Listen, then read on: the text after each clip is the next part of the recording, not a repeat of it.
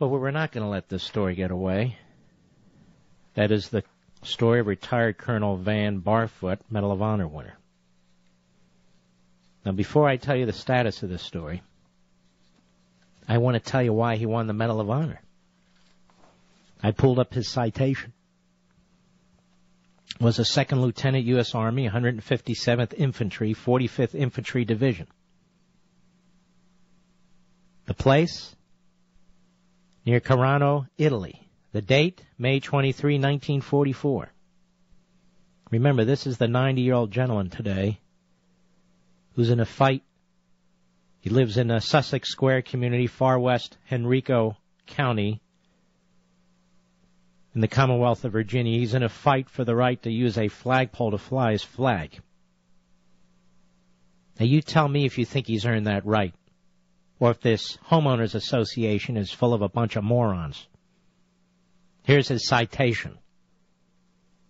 For conspicuous gallantry and intrepidity at the risk of life above and beyond the call of duty, on 23 May 1944, near Carano, Italy, with his platoon heavily engaged during assault against forces well entrenched on commanding ground, 2nd Lieutenant Barfoot moved off alone upon the enemy left flank. He crawled to the proximity of one machine gun nest and made a direct hit on it with a hand grenade, killing 2 and wounding 3 Germans. He continued along the German defense line to another machine gun emplacement, and with his Tommy gun killed 2 and captured 3 Germans. Members of another enemy machine gun crew then abandoned their position and gave themselves up to Sergeant Barfoot. He wasn't done. Leaving the prisoners for his support squad to pick up, he proceeded to mop up positions in the immediate area, capturing more prisoners and bringing his total count to 17. Later that day, after he had reorganized his men and consolidated the newly captured ground, the enemy launched a fierce armored counterattack directly at his platoon positions.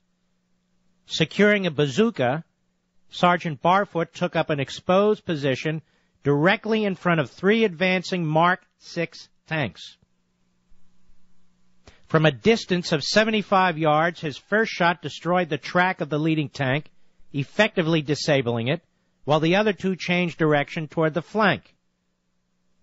As the crew of the disabled tank dismounted, Sergeant Barfoot killed 3 of them with his Tommy gun. He continued onward into enemy terrain and destroyed a recently abandoned German field piece with a demolition charge placed in the breach.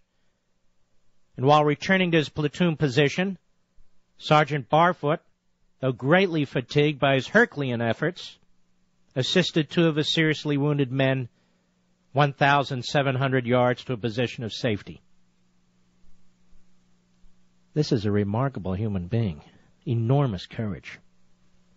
Sergeant Barfoot's extraordinary heroism, demonstration of magnificent valor, and aggressive determination in the face of point-blank fire are a perpetual inspiration to his fellow soldiers.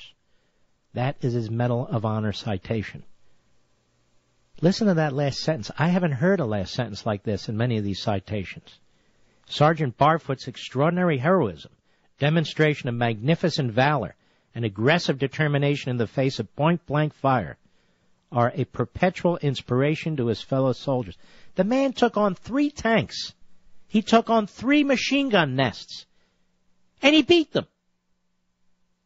That's the way I look at it. Now he's up against the HOA in Sussex Square community in far western Henrico County in Virginia. And the yentas and the cowards on there, they don't like his flagpole. And they don't want to make an exception for him because who does he think he is? Now, we contacted the law firm to try and get one of these courageous lawyers on the program to discuss Colonel Barfoot's situation, but they won't come on. They said the Sussex Square Homeowners Association, which pays them, won't let them come on. And then they issued a very poignant statement.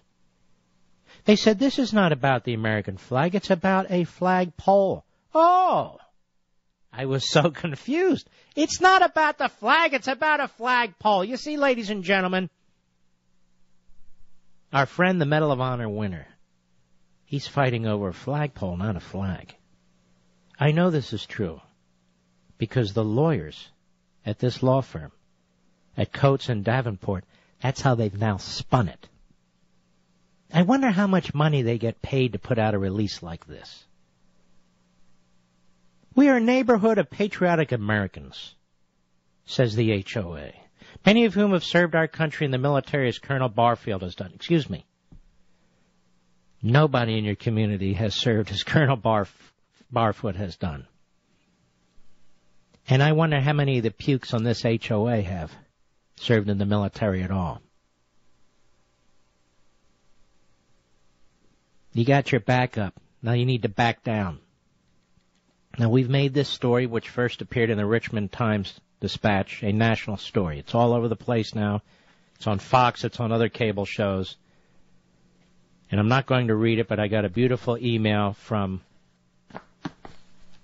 the courageous Colonel Barfoot's grandson, or one of them anyway, thanking us and thanking all of you. And we're going to continue to monitor this. There's apparently at least one senator who's on the case. And we're going to stay on the case.